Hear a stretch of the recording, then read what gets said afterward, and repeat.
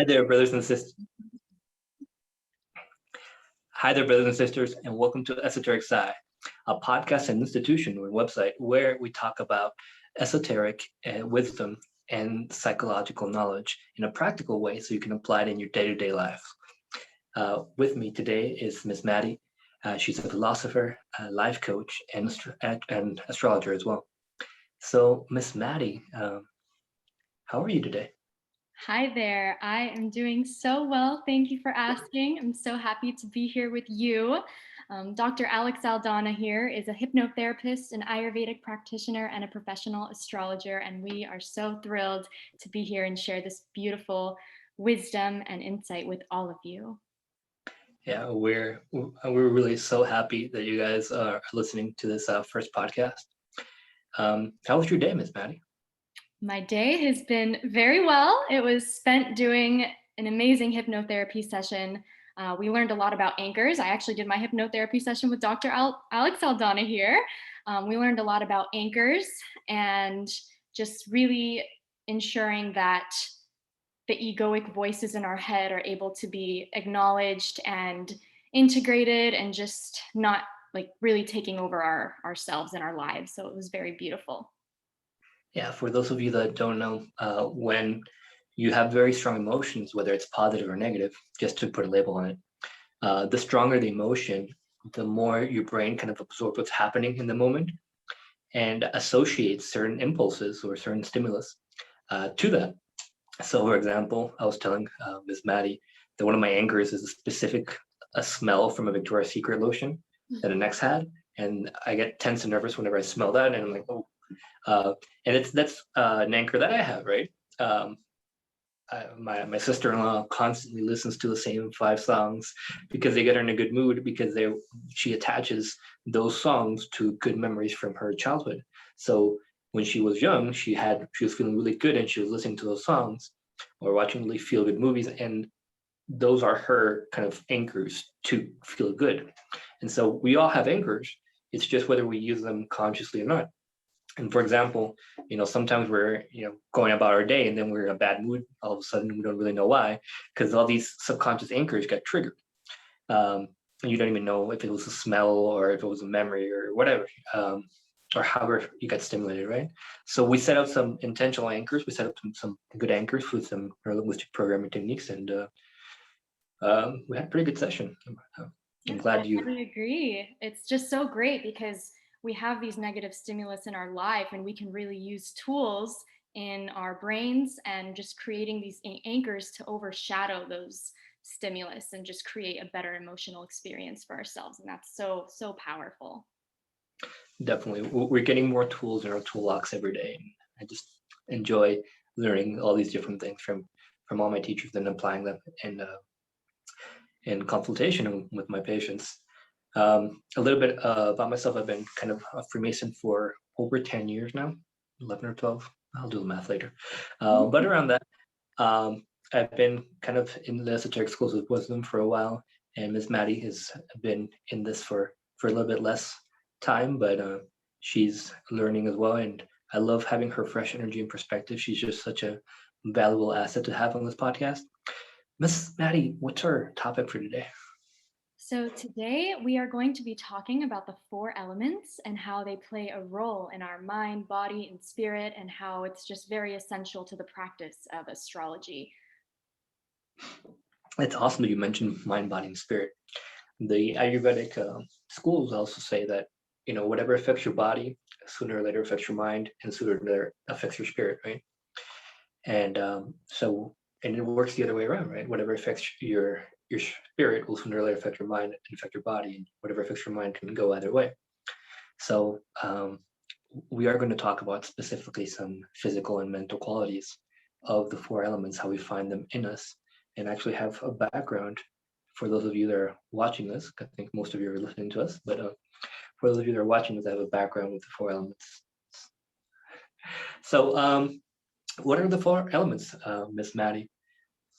So we have the element of fire, we have the element of earth, air, and water. Excellent. So obviously, these are kind of old ways of looking at things, but they're old analogies that apply still today, and they apply very, very well. They're incredible ways of understanding things, and even when we look at positive and negative, um, this whole receptive and giving quality, this masculine or feminine. I mean, it's A and B type personality, right? And if you have the four elements, there are the four brain quadrants. If you look at different personality theories, right? So we have all these typing systems or personality theories or temperament theories, and this is more of a temperament than an actual personality because your temperament is who you are, how you express yourself naturally, versus your personality, which develops over time and can be like a mask you put on to handle different situations, right? So these elements are this temperament. It's about your body. It's about how your mind works and your tendencies. We're going to get into this. But before we get into the four elements, I think it's important to check out the whole masculine and feminine. What's your take on this? How do you understand the masculine and feminine qualities, or the yin and yang? Well, I think yin would be feminine, right? And then yang would be masculine. Yes, absolutely. This is so important in order to understand the four elements, in my opinion, and just learning this way, just really integrating the duality principle and absorbing what that's all about first is really, really beneficial. So, yang is the fire and air, which you said is like the masculinity. And this is all about like activity, movement, quickness, warmth, like change and just taking risks and this extroversion. Whereas the yin, which is the feminine side, which represents earth and water, is all about this like receptivity, and it's a little bit more static and slow moving. And as opposed to being independent like the masculine, it's more dependent.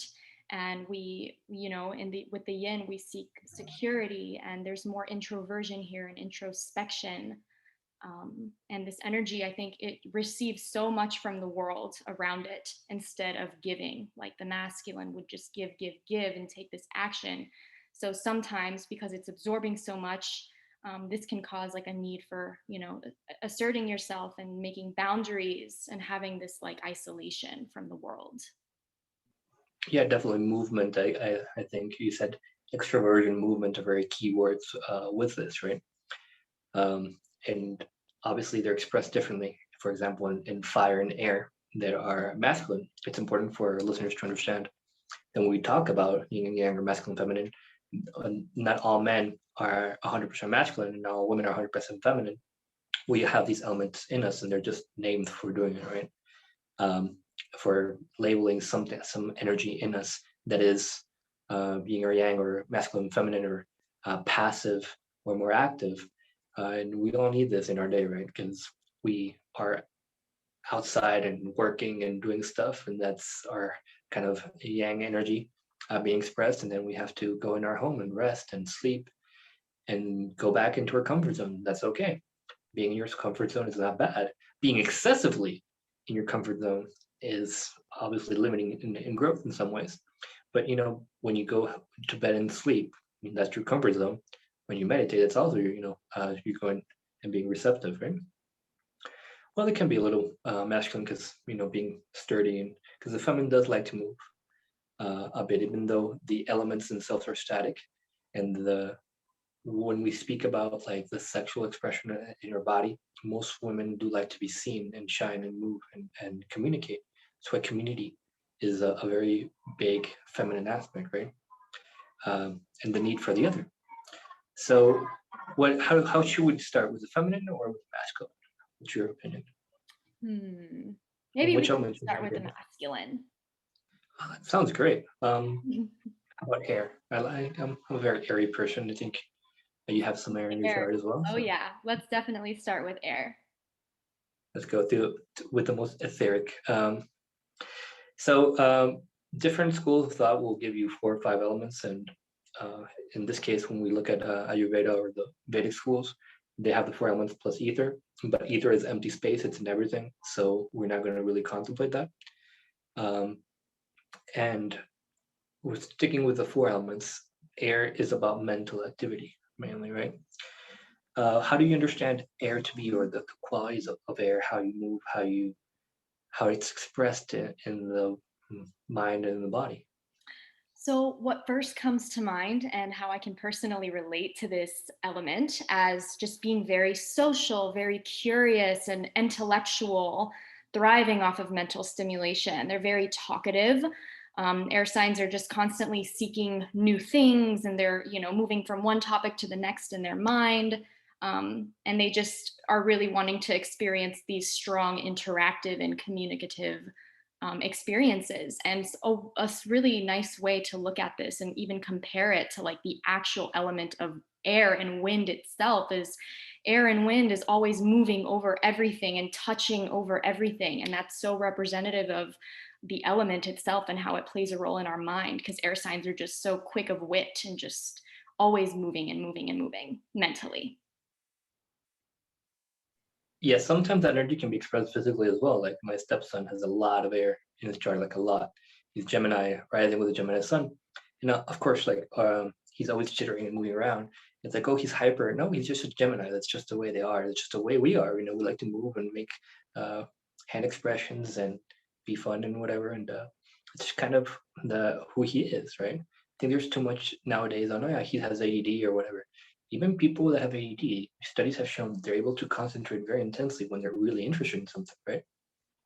And this is about this mental stimulus, like not labeling people.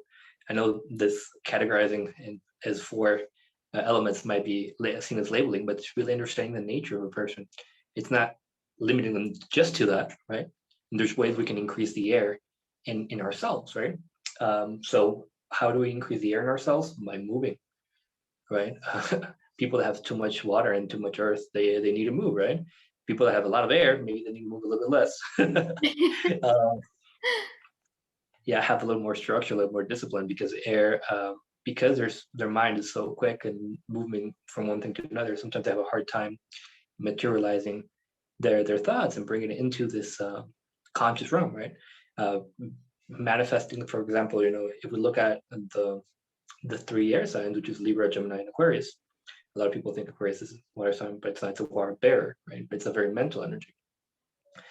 If you realize, like Libra can create so many beautiful things in their head that's okay. They can just stay in their head. They don't need to really materialize it, right? And that's kind of the sin, if you want to put a label on that, of air. It's just thinking too much and not acting enough, right? Paralysis by overanalysis. And taking it into the action is really kind of the need for this excessive air. If, for example, you smoke or you eat throughout the day, instead of taking your time having 3 meals a day, which should be your earth or water, if you're constantly picking and you're moving around, that increases the air in your body and in your mind as well. So really having kind of a set routine and sitting down to do something is important, right? Sometimes it's important to do the opposite, to get the creative juices flowing, because air is very creative, right? But all the elements are creative, just in a different way. Air is more creative, less mental energy, right? And it can be associated with kind of the nervous energy, because their mind is so quick, it's so difficult for them sometimes to stop it. Or if they get kind of a negative thought going, it can grow into anxiety very quickly, which is kind of the negative emotions of air. Is anxiety or fear is what they feel most often, because their mind is so quick.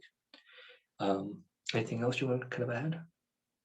I think just piggybacking off of that last point that you made about how, since we're so mentally active and we're just so stimulated with all these thoughts constantly, that can lead to anxiety, right? But I think also, like, it can also just really tire us out, and we can get tired. I think air and fire, we both get tired for different reasons, but air is like you said, you burn more calories when you think so much and you just overload yourself with thoughts, as opposed to like going to the gym and getting a really good workout. You're burning calories in both situations, but with the thoughts, there are just so many more electrical impulses happening. So you can really wear yourself out with that. So that's something to just really keep in mind, which is beautiful, to just be aware of all of the potential limitations.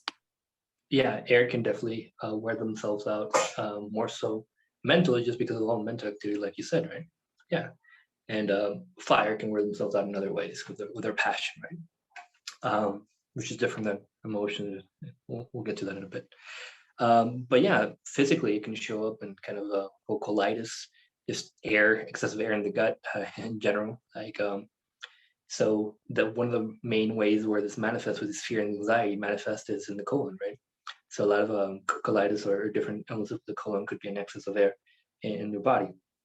Could be an excess of fire as well, depending if there's inflammation or not. But generally, we do have to be very wary and understand our tendencies in order to understand kind of this ability or this tendenciness.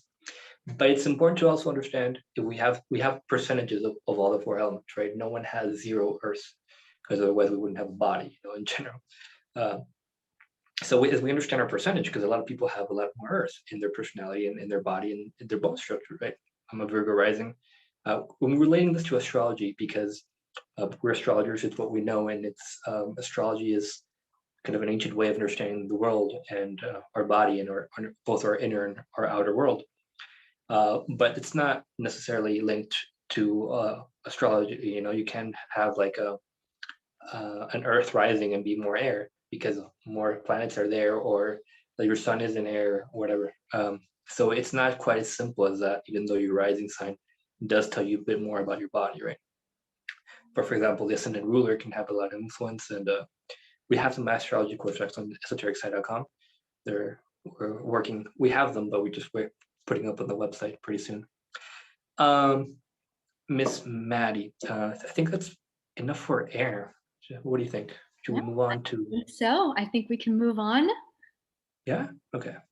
But should we go to fire, or should we go to a feminine element first?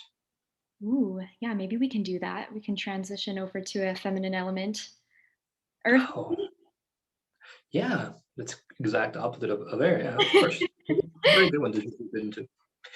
So it's like kind of day and night, earth and air. My wife has so much earth in her chart, and I don't have a lack of earth by any means, but she has so much by comparison. She just feels like I'm a very airy person. So tell me, what do you understand about earth? How do you understand? Well, first, the three earth elements are, so we have Virgo, Capricorn, and Taurus, and they all express earth qualities in their own way. But some of the qualities that can be observed with earth signs are that they're very, well, I will just, no pun intended, or pun intended for sure, they're very down to earth, very grounded into this material plane and concerned with the more tangible things about life, and they're very sensible and pragmatic. And they can also be more slow moving, and also just like we compared the actual like physical element of wind to air, let's think of earth as dirt, which doesn't really move by itself. It's very stationary and inert, unlike fire and wind, which is constantly moving. So like I said, they can be more slow to move. And they can offer more resistance to initiating change in their lives because they're so methodical. And instead of like fire signs, which would just take action and make a change and dive into something new full throttle, they're going to be more like, maybe we should think about it first and just like analyze the consequences. And I also think that earth signs are a little bit more socially isolated than air and fire. Yeah, definitely. Uncertainty freaks the fuck out of Earth. Yeah. I think we can curse it. I assume we can. If not, we'll edit and bleep this out or whatever. But yeah, cursing is a good way to get into people's subconscious because it kind of shocks them. It's passion. Yeah, and for those of you that didn't see that, I was making faces throughout while Ms. Maddie was talking, just because she shared she was nervous with me and was trying to get a rise out of For sure. So yeah, definitely situations that lack stability, that lack security, Yeah. are incredibly difficult for Earth, right? Elements. Moving, like literally like moving from one city to another, from one house to a home to another, is very airy, and air signs will kind of handle this much better than earth or water signs, It's it's something that's very important for Earth to understand that it needs to move because its comfort zone is not moving. And they can be either very materialistic or very obsessed with like the physical carnal pleasures, right? Like eating, sex, food. Or as I said, it's pleasant to eating. Sorry, physical touch, smells. All these like physical, the five senses are very important to these elements, and they can, for example, Capricorn can go on a power trip, right? I think it's one of the most power trippy uh, Earth signs, right? Because this sense of of having power and controlling the outside circumstances, right? So when Earth is in abundance in you and balanced, you're normally organized, you normally have everything in its place, and you have kind of this very concrete knowledge of what's happening around you. With feminine signs like Earth or water, your attention is really focused on the outside and what's happening on the facts, which specifically with Earth more so than water, which can be difficult for changing your internal emotional state, for feeling empowered to change the route your life is taking. Because, well, it's not the simplest thing in the world to feel good when there's an outside shitty situations happening, right? So Earth really needs to work on that to understand that what's happening in the moment does not qualify or mean anything about it. And you can feel good even though you're going through a difficult time, if that makes any sense.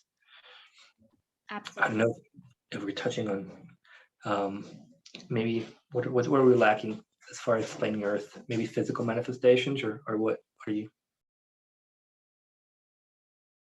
Well, you mentioned something during the astrology course actually that it's very important for everyone to be highly aware of where they come from, where they're at, and where they're going. And I think Earth is they know exactly where they're at. But in terms of like futuristic action, it's just, you already mentioned that, but it's just really important for Earth to be aware that it's safe to expand and it's safe to move forward.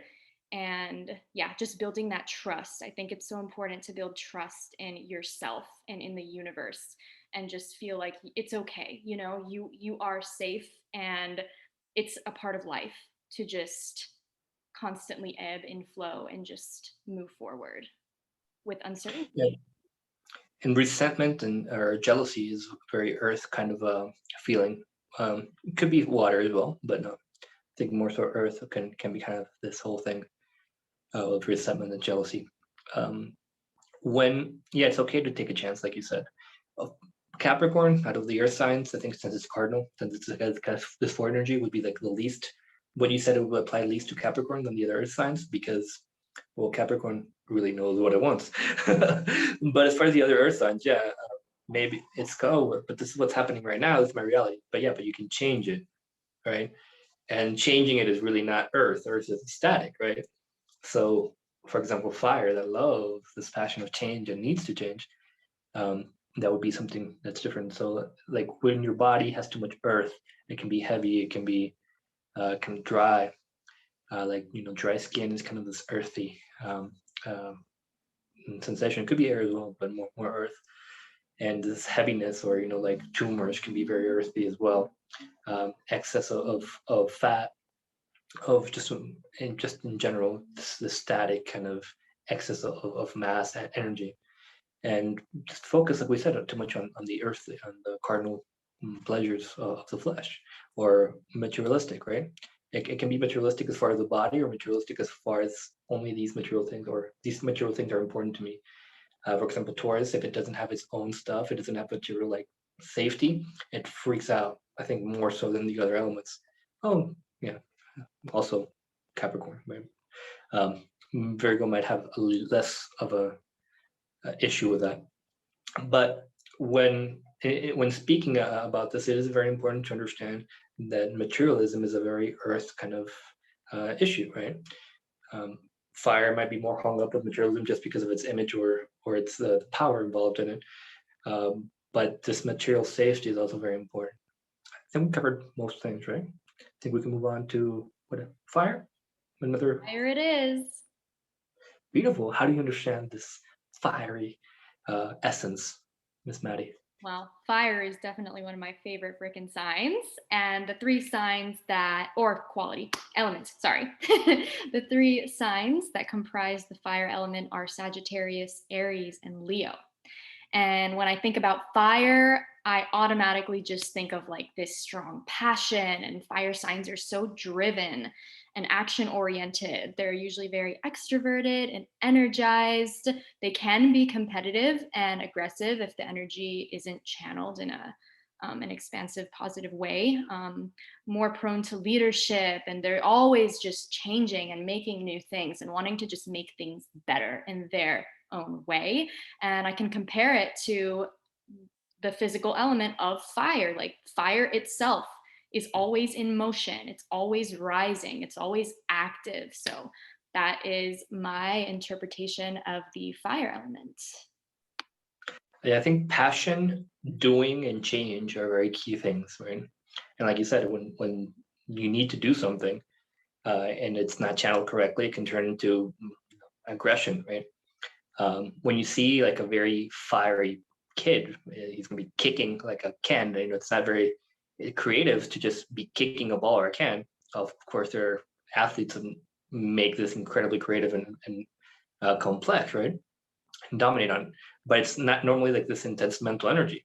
When as a kid who's naturally an air sign or a lot of air in his chart will be like playing detective or using his imagination more, the fiery more kids will be kind of moving their body, you know, and uh, well, moving their body not in kind of the anxious, jittery way, more so of a powerful strength and kind of this contact way, right? Because they need to be doing something.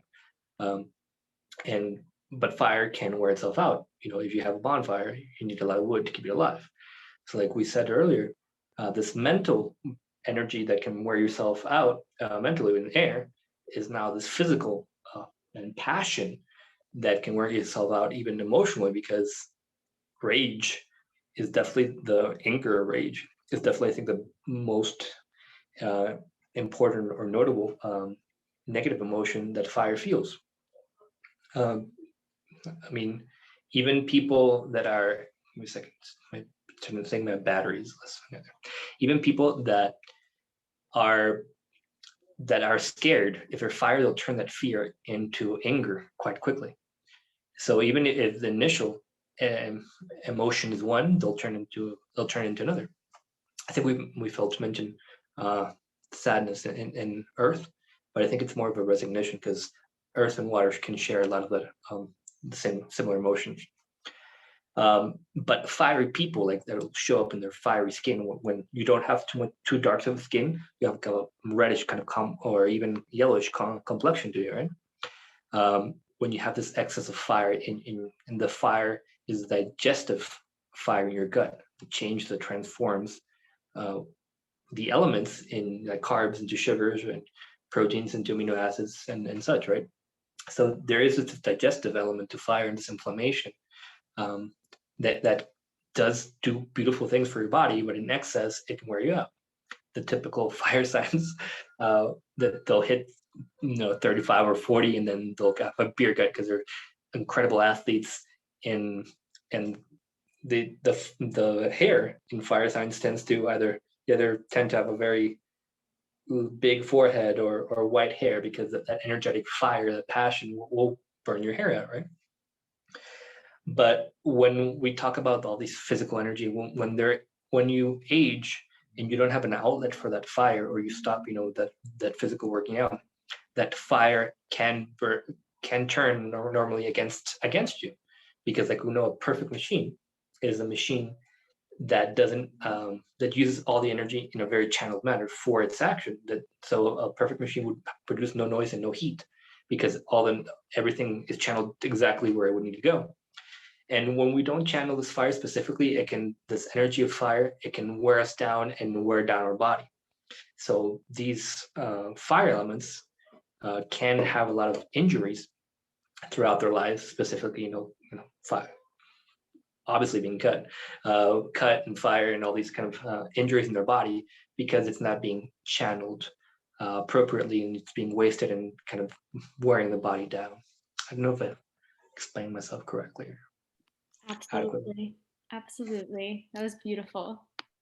Um, as opposed to earth, I mean, fire has a passion to move, and earth is a little bit more durable, right? So it's it can take a little bit more than fire, even though fire is kind of this, I guess, wiry kind of, you know, they're very strong, right? But sometimes their bones don't have that backup.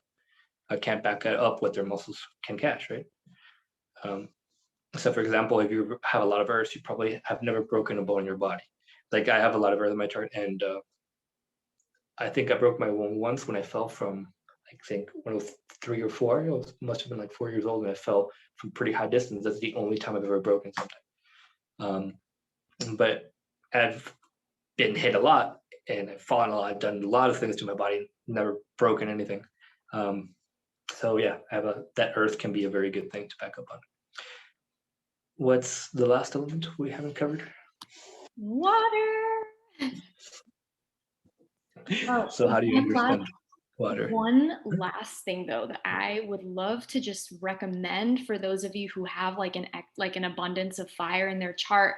Like I have a lot of Leo in my chart, and like we were talking about, fire signs can wear themselves out just so flippin' easily. I think out of all the signs, it's the sign that can just really just burn out. And something that has really helped me to just refuel that energy is just lots of self compassion and just making sure you're getting enough sleep and make sure you're eating like you have a really healthy lifestyle and diet to kind of work with that fiery energy and replenish your energy levels. So that's very helpful. Just make sure you're really just cautious and careful and aware of how much energy you're exerting and how to work with that. Yeah, definitely. Yeah, as far as rest and food and healthy food it's awesome, right? And Miss Maddie, as a life coach, can give you guys some more information on how to take care of your body. Um, Whenever you guys want to reach out to her channel, which I think in the end of this we'll give our Instagram and Facebook and stuff. Um, so uh, definitely like ways to increase the fire. I think that's one thing we were missing. Now that you reminded me of how ways to increase the fire in your system. Uh, Listen to some passionate music. You know, get angry sometimes. Allow yourself to get angry and don't hold it in. Obviously you're not going to beat someone or do something that's horrible that has negative consequences towards someone else, but just acknowledging that fire, letting it go, and listening to some passionate music will increase that fire when you have a lack of it. Because I mean I have a lack of fire in my chart. I mean I have my moon in Leo, but that's the only element I have there. And I know sometimes that, well, fire can be expressed also in not necessarily just in aggression and intense optimism. So if you have a lot of fire and like, oh yeah, I have a lot of Aries and I'm not aggressive or I'm not angry. Well, it could be one of two things: that you really are angry and you're just holding it down and expressing it, or it's expressing itself through optimism and lifting other people up. In that case, that's awesome. That's great. Yeah, do more of that. Um, anyway, I think that's enough for fire. We can move on to water, right? How do you understand water, Miss Maddie? So, our water signs, we've got Pisces, Cancer, and Scorpio. And in answer to your question, I think just some really prominent qualities of water signs are that they are very sensitive, very emotional, very compassionate, empathetic, creative, and flowy. And there is also this aspect of being more passive and introverted because they're so receptive, and there's this more deep and feeling based connection to their like friendships and to their inner circle. There's more of this, like, when it comes to connection, it's a very emotional and depthful connection, as opposed to maybe like air signs who have this like more mental connection with people, and they might have more people in their circle. But water signs like to keep it tight. And another way to look at it is, of course, comparing it to the element of water itself. And water, it takes the shape of whatever container it's in. And to me, this is representative of like the aspect of it that's empathetic. And it just has this really amazing ability to put itself in others' shoes and just empathize and understand on a deeper level. And that's very powerful and very healing too. Yeah, definitely. I think empathy is one of the biggest things because air can put itself in your shoes, but it's more of a mental. I understand where you're coming from, right? And water will literally feel what you're feeling and empathize with you, which is awesome if you want to make a deep connection with someone. But they can wear themselves out emotionally because they give a lot or have a lot of emotional energy. I think you mentioned creative, and I mean, fire can be incredibly creative as well. They all are creative and intelligent in their own way. I think definitely as far as analytical intelligence, maybe earth and air are a little bit more in that ability. Maybe more physical could be fire and earth, and emotional definitely. I think water has the ability to be the most intelligent emotionally, just because they can move other people's emotions. Like if you uh, a fire leader uh, can when it really the ability to move someone else's emotions by moving your own emotion, that's actually a combination of water and fire. And getting this passion in you, it's awesome, but that's an emotional control that you have. So, for example, um, I think what's his name, Tony Robbins, has line Pisces, and if you realize he's able to just feel his emotions so intensely and get other people to feel it as well. So water is this emotional deep connection, but you can get lost in it, right? So it's very easy for water signs to feel too much and wear themselves out in that emotional manner. And of course, there's a big difference from Cancer to Pisces, right? There's a big difference in how these two uh, signs are in the same element are expressed, right? And Scorpio as well. But yeah, so what else do we have to say? What are we missing as far as water? Let's see. Mm, I guess physical manifestations of water, retaining water and liquids in your body. This whole, like we said, water and earth can have a lot of the similar emotions. So, like resentment, not letting go of something, or jealousy can be similar as emotions that they feel. So, if there's too much water in your body, you're literally retaining liquids. There's inflammation, but there's more.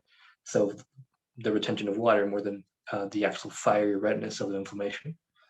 Um, yeah, I mean, all the kidneys can be a big thing because even though it's associated to Libra, it controls the water flow in your body, right? So anything that's really, really wet, like your lungs, yeah, it's Gemini, it's there because it's controlling the inflow um, and exhalation, but it's also wet and it needs to be and allows, right? And your stomach has a lot of liquid in it in order to the digestive acids. So that's also water. So anything that it's liquid in your body, even though blood is more fire, is more Mars, it does have a water element. And people that have a lot of water elements, they can have a tendency to retain liquids. And there's when you gain weight slowly, you're gaining fat, right? And that can be kind of this a watery comfort zone way of dealing with something, because fat can be protection, and that's definitely what water likes to feel, and earth as well, right? Feel protected, feel secure. But if you're really big, it can also be kind of a call for attention, um, which like look at me kind of thing, which can be more fire and earth kind of thing. So if we're but when someone gains weight quite quickly, they're not gaining fat that quickly. It's almost physically impossible for you to gain fat that much and that quickly. So, for example, women with their cycles, they'll retain liquids at certain points of the month, and men too, right? We can retain liquids as well. It's just not quite as noticeable in us because of how we're built and structured. Are we missing anything for water that you can Um, think of? Maybe just adding something that I learned in the astrology course. So, you did mention that another attribute of water signs could be that they are a little bit more on the secretive side because of how emotional they are and how vulnerable they are. And then, sometimes when you're vulnerable, you can get hurt easily. So, because they've maybe experienced this on a more deep level, they have maybe closed themselves off and become more secretive with their emotions and unwilling to just really let loose and open up. Yeah, that's definitely true. I think more so of, for example, Cancer and Scorpio than of Pisces. But I think Pisces, even though it can share something about you, it will never be finished sharing because it's just so deep and profound and can understand things from so many different angles. We'll just talk and talk and talk and talk and talk. Um, but yeah, I think it's secretive for a different way because it's so profound, and I think it's never going to be finished sharing. So yeah, definitely this intense emotionality can be very open, more so in the Piscean mode, or very deep and dark, like Scorpio, you know. So it's important to understand that most water signs will not really share who they are right up front because they are afraid of being vulnerable because they feel so intense, well, so intensely, I guess. Yeah, that's definitely a good reminder. Thank you, Miss Madison, for covering that aspect of it. So that's pretty much it. Any conclusions as far as how you've applied this to your life, how you've observed this, and how it can be used? One thing I will say is that after just studying, the different elements and how they all work for each other and just being aware of the different strengths and weaknesses that can come with each, it's so beautiful to just have this balance of all the elements and just know what it means to have a lack of certain elements and an excess. And once I feel like awareness is the key to freedom and the key to healing. So once you're aware of all the different attributes and once you're aware of how each element is placed in your chart and how much of each you have, you can really begin to work with them and allow them to guide you. And you can use, so many tools to create a balance of all the elements in your life. Because once you have a balance, it's, you have a little bit of everything working for you in your life. And it's just so incredible. Yeah, definitely. Like I know that my lack of fire, I've definitely listened to more like fire intense music and done different things and moved my body more, played more sports or lifted weights and to increase this fiery passion in myself. And although I'm not the most fiery person in the world, I definitely understand how I'm more of a balanced individual and I'm not limited by my lack of fire, but I just understand it in myself and I understand how to deal with it. Uh, so it doesn't limit me in a certain way. So yeah, I think understanding this in other people and in yourself is so key to accepting and understanding both why you're different, why others are different, having this compassion for them and understanding how to deal with them, right? Especially for like, I think mothers and fathers, understanding how your child is wired is letting them know it's okay to be who he is and letting yourself know it's okay to be who you are. I think that's the most applicable form because it's always important to see how this esoteric wisdom can be understood, and that's like how Hippocrates, talked about um, the four liquids in the body, the bilious type, the lymphatic type, and, they're all the four elements expressed in your body. So he knew this. He studied this in ancient Egypt because that's where the great teachers from Greece went to study, right? And that's where they brought back all this ancient wisdom to Greece, and from Greece it went over to Europe, and it flowered and preserves itself today. So yeah. Anything else? I think, or oh yeah, we can you please give all your information as far as Facebook or Instagram, so people can follow you, and we're going to be setting up a YouTube channel with this video in the next couple days. So any info you want to give? Yes. So my Instagram handle is ethereal.creatress. And I don't use Facebook too much, but my name is Maddie Elizabeth on Facebook. You can find me there, but I am typically more present on Instagram. So we can connect there. And thank you guys so much for being here and listening. We're very excited to start this, and we can't wait for what's to come. Yeah, I'm very glad that you guys are following this. My Instagram, I don't really use Instagram that much, but I'm changing that quality to be more active in that medium, that platform, pretty soon. And my Instagram is dr.alex_aldana. And my Facebook is as Alex Aldana Integral Therapy. So please go ahead and search for me there and contact us if you have any question. You can send us an inbox. And Miss Maddie is awesome, and I know that I know it might sound kind of egotistical, but I'm awesome as well, and we have to recognize our awesomeness in each one of you guys, and you guys are all awesome as well. So please don't realize you're awesome and realize you're awesome, in your unique way, because you have a specific balance of the four elements in you. Any last comments before we sign off, Ms. Batty? I don't think so. Just thank you guys so much. And thank you, Dr. Alex Saldana, for having me here. Excellent. So this has been Esoteric Psy, the institution and podcast that dedicates itself to applying esoteric knowledge and psychological wisdom in practical ways so you can apply it in your day-to-day life for a better life experience in general. Thank you.